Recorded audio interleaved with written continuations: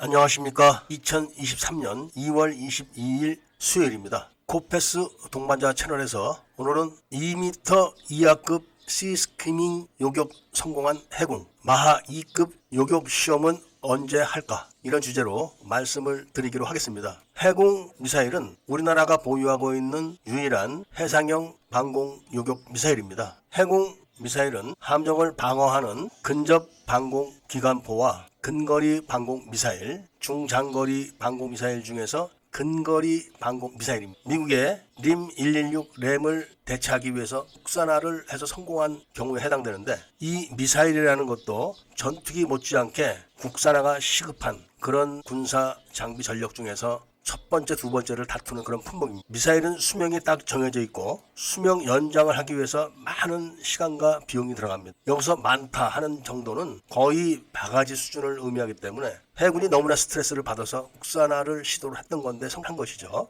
이 해군이 해군의 성능 요구에 따라서 다양한 센서들을 장착해가지고 해군의 요구를 만족을 시켰는데 데이터가 충분치 않았기 때문에 시험을 하는 게 쉽지가 않았고, 또 미사일 개발뿐만 아니라 공격 시험을 할 때 사용하는 비행체 개발이나 비행체의 운영 기술, 이런 것도 굉장히 어렵습니다. 그리고 굉장히 고가입니다. 그렇기 때문에 마구잡이로 시험을 할 수가 없습니다. 그래서 해공이 처음에 시험을 할 때는 시스키밍 고도를 5m 정도에서 시험을 했는데 이것이 언론에서 보도를 하는 바람에 질타를 받았죠. 그 후에 또 시도를 했고, 마지막으로 품질 인증 테스트에서 1차, 2차 사격을 해가지고 고도 1m에서 2m 사이에 공격하는 미사일을 확실하게 요격을 성공시켰습니다. 그러니까 해공 미사일에 대한 데이터도 많이 필요하지만 해공 미사일을 발사할 수 있도록 함정에서 조사하는 레이더가 또 많은 데이터가 필요한 겁니다. 바로 이런 데이터의 축적이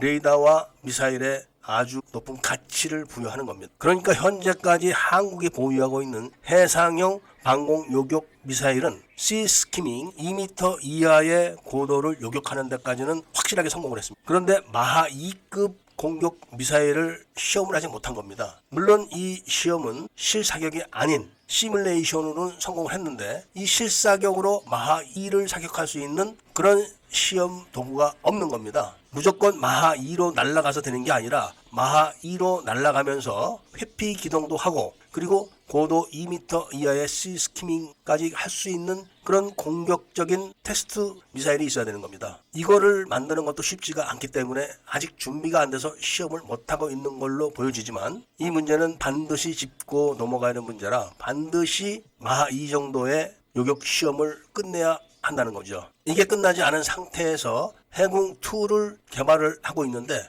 그렇게 해봐야 신뢰성이 떨어질 뿐입니다. 현재까지 알려진 바에 의하면은 고도 2m 이하의 시스키밍을 요격하고 그 공격하는 미사일의 속도가 마하 0.5의 아음속이었습니다. 그런데 통상적으로 공격해오는 아음속 대함 미사일은 마하 0.8 정도로 돌입을 한다고 합니다. 그래서 현재 해공은 속도에 대한 신뢰성을 확실하게 심어주질 못하고 있는 겁니다. 현재 근접 방공기관포인 CBS는 이미 국산화에 돌입을 해 있기 때문에 근접 그리고 근거리 방공은 어느 정도는 해소가 된 겁니다. 근거리 방공 미사일인 해공은 2번의 교전 기회가 있고 근접 방공 기관포는 단 한 번의 교전 기회가 있을 뿐입니다. 그러니까 해공2를 개발을 끝내가지고 중거리 방공 시스템까지 갖추게 되면은 국산 해상형 방공 미사일로 함대와 해역 방어를 할 수가 있습니다. 해공2는 소문대로 LSAM 미사일을 베이스로 하는 게 아니라 천궁2를 베이스로 하기 때문에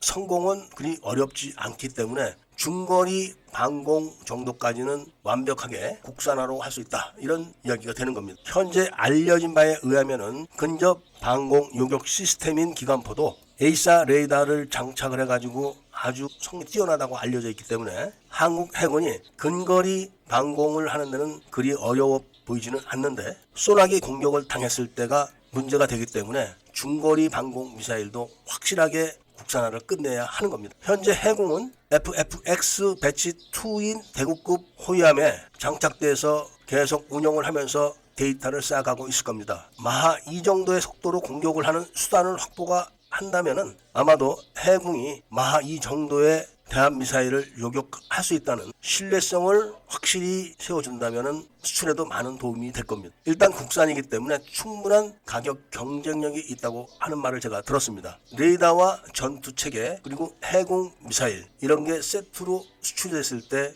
부가가치가 높아진다는 말씀을 드리면서 오늘 이야기를 마치고자 합니다. 애국 시민분들과 밀매분들께서는 구독을 꼭 좀 해주시고 좋아요와 알림 설정을 부탁드리면서 이야기를 들어주신 데 대해서 감사드립니다.